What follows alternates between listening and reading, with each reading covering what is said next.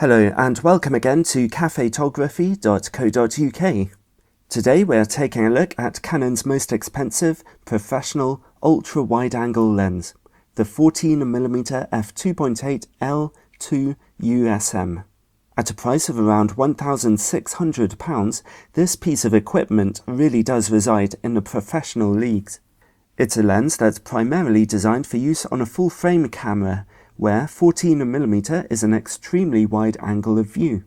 The corners of your images will be stretched to the max, giving you some highly unique and attention-grabbing pictures and video footage. 14mm is particularly interesting for capturing wide vistas, as well as shooting in tight spaces. Even if you're using one of Canon's APS-C cameras with their smaller sensors, 14mm is still a very wide angle of view indeed.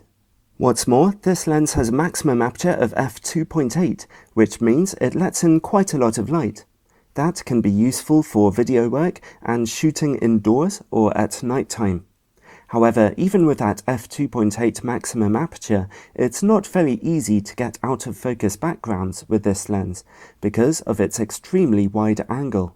This lens is not image stabilized, which is normal for this kind of optic. Let's take a look at its build quality. This is a top-of-the-line Canon L lens, and it has build quality in line with its pedigree. It's quite big and heavy, and it feels extremely solid and well made. Its surrounding lens hood is fixed on and made of metal, offering good protection to the large front element, and there's weather sealing at the back of the lens to help keep dust and moisture out of your gear. It's a very simple lens, whose main feature is a well-damped focus ring, which turns very smoothly and precisely. It has full-time manual focusing, so you can turn that focus ring at any time, and the front element of the lens does not turn or extend as you focus. The USM autofocus motor is extremely fast and quiet, as you can see here. Overall, like all of Canon's L lenses, this piece of kit is built fantastically well.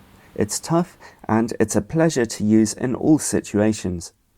Well, let's take a look at the all-important image quality. First, we'll test it on a full-frame camera, in this case, a 20-megapixel Canon 6D. We've turned on peripheral illumination and chromatic aberration correction for this test. At f2.8, we can see that the lens is very sharp in the middle of its images, also offering good contrast and slightly warmer colours. Over in the corners of the image, things are a bit softer, but still usably good. Stop the aperture down to f5.6 for plenty of sharpness in the corners, and down to f8 for a really fantastic performance. Back in the middle, of course, the picture quality remains brilliant. So, on a full-frame camera, we're dealing with a lens that gives very nice pictures indeed, straight from f2.8, especially in the middle of the image.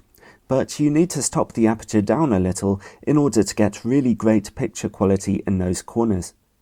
Let's take a look at the lens's performance on a 20-megapixel APS-C camera this time, the Canon 70D. At f2.8, the lens is reasonably sharp in the middle of its images. The corners of your images do look a little soft.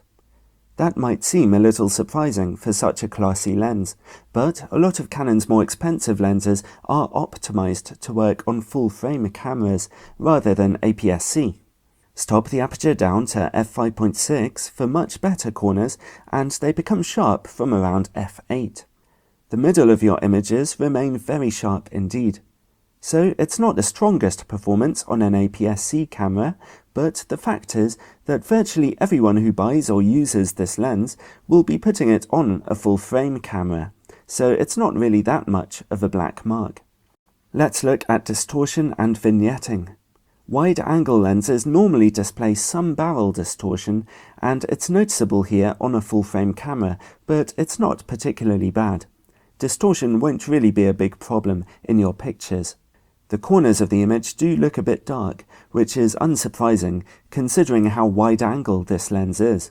Stop the lens down to f4 or f5.6 to clear up this vignetting, or you could use peripheral illumination on your camera. The lens can focus down to about 20 centimeters, which is satisfyingly near for some dramatic photos. At f2.8, the close-up picture quality is pretty good, getting very sharp indeed from f4. That's a good performance. Let's see how the lens performs against bright lights. We can see some flaring artifacts and a bit of loss of contrast. That's quite a typical performance for this type of lens. Finally, let's have a look at this lens's bokeh. It's not easy to get an out-of-focus background with this lens, basically just because of its parameters. When you do though, the quality of the out-of-focus backgrounds is quite nice and soft, although you can see a little gentle outlining in points of light. Overall, when used on a full-frame camera, as it's designed to do, the Canon 14mm f2.8 USM-L2 is a very nice lens indeed, giving you some truly unique images and very good picture quality as the foundation behind them.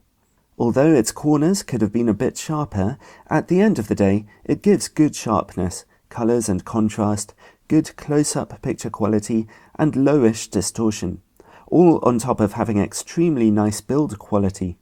It's your decision whether the lens is really worth £1,600 to you. That's a somewhat exorbitant amount of money for any camera lens. However, if you're shooting a special occasion, it could well be a lens that's worth hiring out for a few days instead. On the whole, it is a great piece of kit, a lens that can really help your photography to stand out from the competition, and as such, it comes recommended for those who need its unique abilities.